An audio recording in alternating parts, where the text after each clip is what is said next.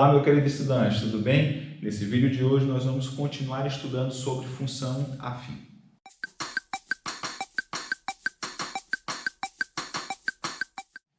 Muito bem, no vídeo anterior nós então estudamos a função do tipo f de RR, que faz associar a cada x f de x igual a x mais b, onde a e b são valores reais fixos, ou seja, são constantes.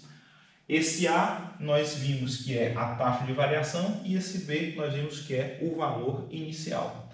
E nós vimos também que o gráfico dessa função é uma reta, certo? Justamente esse valor inicial é o ponto onde essa reta vai interceptar o eixo Y, né? Certo? E o A aqui determina para nós justamente se essa função ela vai ser crescente, ou seja, se ela vai ter uma reta, o gráfico como sendo uma reta ascendente, ou como sendo uma reta constante, né, paralela ao eixo Y, ao eixo X, uma reta horizontal, ou uma reta descendente, né, no caso onde a gente diz que a função é decrescente. Então, resumidamente, a gente tem o seguinte, se o A, né, se esse coeficiente A ele for positivo, então a função f é crescente. Se a gente tiver esse A negativo, a gente viu que essa função f é decrescente,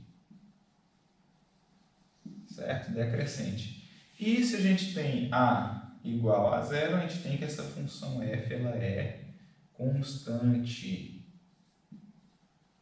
certo? Qual que é o significado disso, né? O que é crescente? Crescente é quando eu tenho que, né, x menor do que y implica f de x menor do que f de y para todo x e y pertencente ao domínio da função.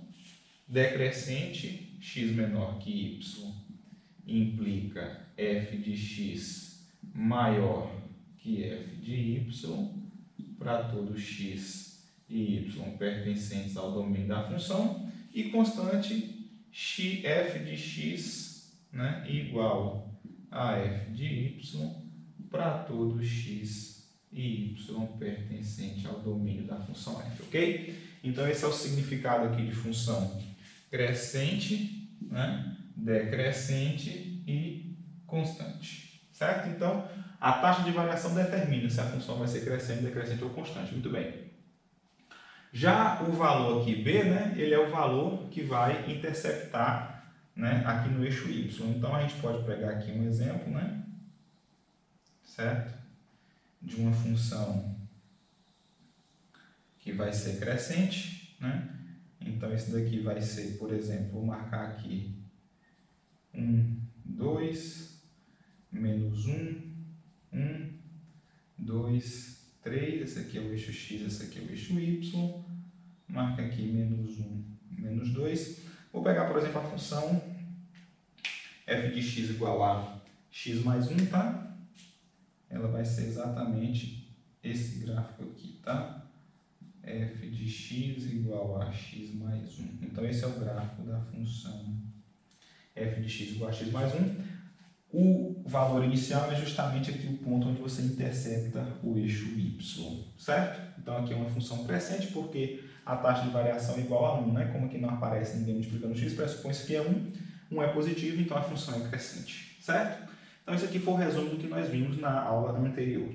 Muito bem, nós nos perguntamos o seguinte, bom, se a gente então conhece os valores de A e de B, como a gente sabe que o gráfico da função é uma reta, né? A gente viu que a gente pode expressar essa reta na equação da forma y igual a x mais b, né? E aqui a gente chama agora de coeficiente angular e linear, né? Mas são os mesmos A e B da nossa função. A gente viu então que se eu conheço A e B, eu conheço o gráfico da função, né? E aí fica muito fácil, eu conheço a reta e tudo mais. A pergunta agora vai na direção contrária. E se eu não conheço A e o B, mas eu conheço informações sobre a minha reta? É possível determinar o A e o B? Em outras palavras, é possível obter o coeficiente angular e o coeficiente linear a partir de informações sobre a reta? Certo? A gente deixou essa pergunta em aberto no nosso último vídeo. Nós vamos responder essa pergunta então nesse vídeo. E a resposta ela é afirmativa, tá? Ela é uma resposta afirmativa. A gente vai ver que de fato é possível sim, sob certas condições. Então nós vamos ter duas situações onde de fato é possível isso acontecer. A primeira delas vai ser quando eu conheço dois pontos, né, x1, y1 e x2, y2, certo? Pontos distintos, né? Tais que x1 diferente de x2. Então, se eu conheço dois pontos, né, satisfazendo essa condição, então eu consigo determinar qual a reta que passa por eles. E o que está por trás disso é justamente aquele resultado lá da geometria plana que diz que, dados dois pontos distintos no plano, existe uma única reta, né, determinada por eles. Ou seja, é de se esperar então que se eu tiver as coordenadas de dois pontos satisfazendo essa condição, eu consiga de fato determinar a equação da reta, certo? A segunda condição é se eu conhecer o ângulo alfa, né, que é o ângulo que a minha reta faz com o eixo y, certo? Então, se eu souber quem é o ângulo alfa, né, e se eu souber também um ponto por onde a minha função passe, né, ou seja, um x1, y1, por onde a minha função passe, então eu também vou conseguir determinar qual é a equação da minha reta y na forma, né, y igual a x mais b, certo? Então vamos explorar cada uma das situações separadamente. Vamos explorar a primeira situação número 1. Então eu estou com a seguinte condição, né? Digamos aqui, eu vou representar aqui agora uma outra reta, tá? No mesmo gráfico aqui. Digamos então que eu tenho aqui uma reta. Não sei nada sobre ela, além das coordenadas de dois pontos, certo? Vou pegar aqui um ponto arbitrário, tá? De coordenada x1, y1. E vou pegar aqui um ponto, esse aqui não, né? Que esse aqui já fica muito na cara quem é o valor de y, né? Vamos pegar um ponto diferente, vamos pegar esse aqui, por exemplo, certo? Ok? Um pouquinho mais aqui à frente. Então, ele vai ter uma coordenada x2 e uma coordenada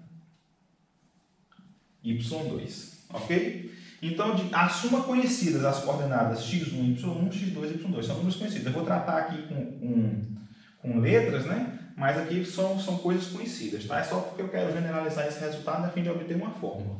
Tudo bem? Vamos lá. Então, continuando. Assumindo, então, esses elementos aqui conhecidos, de tal forma que x1 seja diferente de x2, justamente para eu ter dois pontos diferentes, né? Não pegar dois pontos iguais, pegar dois pontos diferentes. Então, o que eu sei? Eu sei que essa minha reta, ela passa por esses dois pontos. Se ela passa por esses dois pontos, então a minha equação, que tem que ser da forma y igual a x mais b, quando eu tomar x igual a x1 e y igual a y1, automaticamente eu tenho que satisfazer essa equação. Porque um ponto pertence à reta, se somente se quando eu substituir essas coordenadas, eu satisfaço essa equação. Então, essa equação vai ser satisfeita tanto para esse par de pontos, como para esse par de coordenadas, como para esse par de coordenadas. Então, eu tenho aqui duas condições atendidas. Eu sei que y1 é igual a x1 mais b, e eu sei que y2 é igual a x2 mais b. Onde eu tenho x1, x2 e y2 conhecidos, a e b são desconhecidos. Ou seja, eu estou com um sistema linear de duas variáveis, né? As variáveis a e b, e duas equações. Então é possível, né, obter os valores de a e de b operando, né, com essas equações, né, por exemplo, isolando o valor de a em uma, substituindo na outra, ou então escalonando, né, ou então simplesmente fazendo o que eu vou fazer aqui, né, subtraindo uma equação da outra. Ao subtrair uma equação da outra, o que a gente vai obter? Perceba que o b vai cancelar, aqui eu vou ter y1 menos y2, y1 menos y2. Aqui eu vou ter ax1 menos ax2. Perceba que o b cancela. Então, aqui eu vou ter ax1 menos ax2.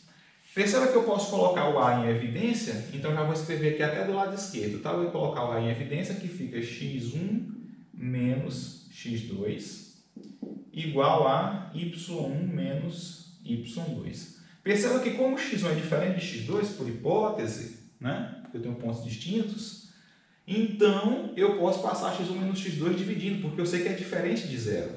Então, A é igual a y1 menos y2, né?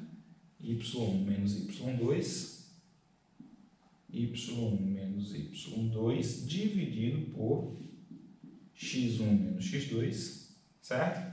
Eu posso ainda reescrever, se eu quiser multiplicar isso aqui por menos 1 em cima e embaixo, eu não vou alterar a fração, eu posso escrever como sendo y2 menos y1, tanto faz, certo? Tanto faz. x2 menos x1. Então, como tanto faz escrever de uma forma como da outra, eu vou acabar escrevendo assim, tá? A é igual a ΔY sobre ΔX, onde o ΔY para mim representa a variação nos y e ΔX representa a variação nos x. Né? Então, aqui eu vou escrever, né? Isso aqui para mim é variação em y, e aqui para mim é a variação em x. Falta então a gente agora determinar o valor de b. Então, como a gente pode escolher qual a forma que a gente vai apresentar o valor de a, né? Se vai ser y1 menos y2, x1 menos x2, ou se vai ser y2 menos y1, x2 menos x1, eu vou optar, por exemplo, pela segunda, tá? Eu vou fazer y2 menos y1 dividido por x2 menos x1. Eu sei que a gente tem tanto essa equação satisfeita como essa, então eu posso substituir em qualquer uma das duas que eu preferir, certo? Eu vou substituir na primeira, então isso aqui implica, né, tendo em vista ali a primeira equação, isso implica que y1 é y2 menos y1 dividido por x2 menos x1 vezes, né, x1, certo? Mais b. E aí eu consigo isolar o valor de b, não é isso? Eu consigo isolar o valor de b. Portanto, a gente vai concluir, né? Vou isolar aqui o b. Então, b é igual a y1, né? y1 menos y2 menos y1 vezes x1 dividido por x2 menos x1. O que a gente pode fazer aqui, né, para tentar simplificar, é tirar o MMC, certo? A gente pode tentar tirar o MMC aqui. Então, a gente vai ficar com x2 menos x1. Aqui vem y1, né, como o denominador aqui é 1, então vai ficar x2 menos x1 vezes y1. Então, já vou escrever direto aqui, tá? y1, x2 menos y1. x1, aqui também a gente tem um jogo de sinal para fazer, né? Menos vezes, eu vou ter x1 vezes y2, só que aqui vai ter o sinal de menos, né? Então, menos y2 x1, né? Menos vezes menos mais y1 x1, certo? Então, perceba que a gente pode cancelar y1 x1 com y1 x1, certo? E aqui a gente não tem mais o que fazer, certo? Então, simplesmente, a gente fica com b igual a y1 x2 menos y2 x1 dividido por x2 menos x1, ok? Então, pronto. Assim a gente conseguiu determinar quem são os coeficientes angular e linear da minha reta, né, a partir do conhecimento de dois pontos por onde essa reta passa, né? Então, você pode tanto olhar para a forma daquele ponto de vista, né? Eu vou realçar essa daqui, certo? E eu vou realçar essa daqui. Em geral, a gente não se preocupa muito em memorizar. A gente não se preocupa muito em memorizar o coeficiente linear, porque a fórmula é um pouquinho mais complicada e você pode simplesmente memorizar o coeficiente angular e sempre substituir nas equações. Isso quase sempre se verifica muito mais simples do que estar memorizando essa fórmula aqui, tá? Então, em geral, a gente memoriza essa, certo? Então, por isso eu vou colocar aqui três exclamações para você entender que essa daqui é bastante importante, essa daqui apenas com finalidade teórica. Muito bem, então agora nós vamos analisar a situação onde a gente conhece o ângulo alfa, que é a nossa reta, né, y igual a ax mais b, faz com o eixo x, certo? Ok? Aqui eu tomei dois pontos quaisquer na minha reta, né, dois pontos distintos, um de coordenada x1, y1, outro de coordenada x2, y2, certo? E eu quero encontrar uma relação entre alfa e o coeficiente angular da minha reta, certo? Para isso, eu vou considerar a reta y igual a y1, certo? Vou prolongar aqui. Aqui ela faz, né, um ângulo de 90 graus com a reta x igual a x2, o que gera para mim um triângulo, certo? Perceba que a reta y igual a y2, y igual a y1 e y igual a 0, que é o eixo x, né, são retas paralelas. E elas estão sendo cortadas por uma transversal, que é a reta y igual a ax mais b. Isso significa que os ângulos correspondentes são congruentes, ou seja, se esse ângulo aqui é conhecido e mede alfa, consequentemente esse ângulo aqui também é alfa, também mede alfa, correto? Muito bem, uma vez então que eu chego no conhecimento desse ângulo, eu posso calcular a tangente dele, certo? Então, quem é a tangente de alfa, né? Como é que eu tenho um triângulo retângulo? A tangente de alfa é a medida do cateto oposto, né, que vale y2 menos y1. Em geral, a gente coloca em módulo, né? Poderia colocar em módulo y2 menos y1, certo? Dividido por, né, x2 menos x1, que é a medida do cateto adjacente, não é isso mesmo? Certo? x2 menos x1. Ok? Então, aqui a gente tem exatamente a expressão de quê? Do coeficiente angular, não é isso? Certo? É exatamente a expressão do coeficiente angular. Então, isso significa para nós o seguinte, veja bem, se eu conheço, né, na verdade aqui é tangente de alfa, né? Se eu conheço a expressão, ou melhor, se eu conheço o meu ângulo alfa, automaticamente eu conheço o coeficiente angular. Então, é justamente por isso que ele é chamado de coeficiente angular, porque ele determina, né, o ângulo entre o eixo x e a sua reta. De que maneira? Né? Eu cheguei na expressão tangente de alfa é igual a A, mas ela é equivalente, né? Ela é equivalente a dizer que, se eu considerar aqui a arco tangente, né, que alfa é o arco tangente de A. Ou seja, uma vez que eu conheço o coeficiente angular, eu conheço o ângulo, uma vez que eu conheço o ângulo, eu conheço o coeficiente angular, certo? Em geral, a gente vai utilizar aqui muito mais essa caracterização, né? Justamente porque quando a gente está trabalhando com função afim, a gente está muito mais em busca do coeficiente angular, né? dos coeficientes A e B, do que do ângulo. Então, geralmente a gente vai utilizar nessa configuração aqui. Muito bem? Então, para determinar o B, a partir do momento que eu sei o ângulo alfa, eu preciso apenas das coordenadas de mais um ponto. Eu não preciso das coordenadas de x1, y1, x2, y2. Não, na verdade basta assumir, né, que eu conheço x1, y1 ou x2, y2. Eu vou assumir aqui que eu conheço apenas x1 e y1, certo? Então, se eu conheço x1 e y1, basta a gente fazer aquele mesmo procedimento que a gente fez no caso anterior. Eu substituo da equação da reta, né, as coordenadas x1 e y1, eu devo satisfazer, eu já conheço A, já conheço x1, já conheço y1, consequentemente eu descubro quem é B, certo? Então, não vou entrar em detalhes, o mais importante aqui era conhecer o coeficiente angular, a gente pode substituir e chegar no conhecimento do coeficiente linear, ok? Então, muito bem, para esse vídeo aqui não ficar muito extenso, eu vou colocar, então, os exemplos dessa teoria aqui no nosso próximo vídeo.